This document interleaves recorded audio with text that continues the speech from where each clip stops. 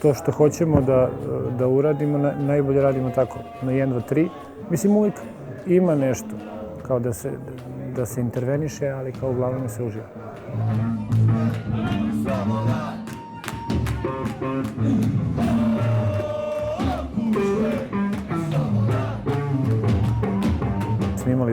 Snimali smo album u Rijeci sa Zecom, bit će vinil na leto.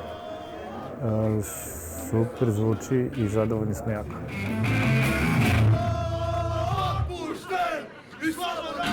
Družimo se, znamo se, a Bebe na vole sam čuo pre, kad sam saznao da ćemo svirati, poslušao album, odlično, jedva čekam.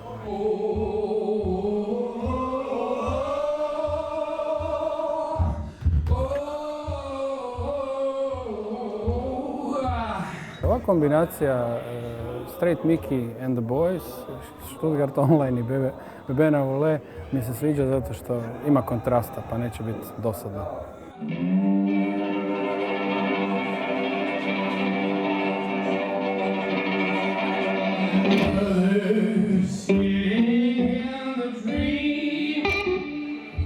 Deset godina solo, kao što rekoh u nekim intervjuima, to je više bilo radi financijske konstrukcije, a i čisto radi neke izvođačke slobode. I onda mi se nekako činilo da je vrijeme za promjenu i da probamo dočarati mislim, neću reći što bliže, ali na neki drugi način da dočaramo ovo izdanje uživo.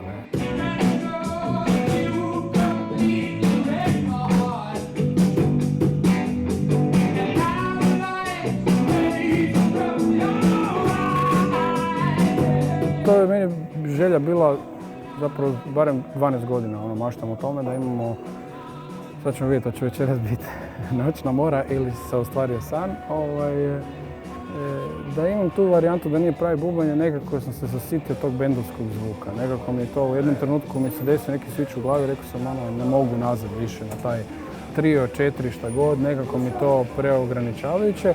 A ovaj album je ovako jednak rađen doma, pa doma nemam pravi bubanj, nego sam radio u kakvim samplerima i tako dalje.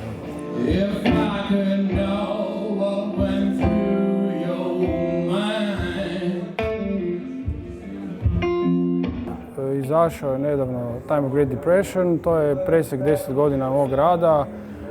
Izašao je na vinilu. Trebalo je odabrati od puno tih, mislim, to je 10 godina jako puno materijala i tu mi je Višeslav Laboš puno pomogao, mislim, napravio je jako veliki posao, jer je bio to nepristrano uho da odabere stvari koje su reprezentativne i koje bi za taj prvi vinil bile odgovarajuće. Tako da ljudi kad to čuju da onda stvarno mogu vidjeti taj neki dijapazon koji je, ja mislim, da dosta širok. I to je to. Javite se preko interneta i kupite jedan primjerak, jer malo ih je.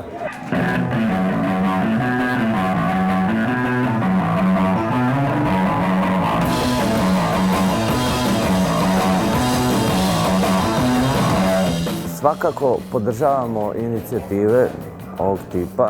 Čini mi se da je ovo jedan dobar korak za oživljavanje kulturne scene ovog tipa. I mislim da je to ekipa koja se večeras složila, koja se skupila u toj formaciji, jedna eksplozivna bomba rock'n'rolla koja će biti prezentovana našim dragim Zagrebčanima.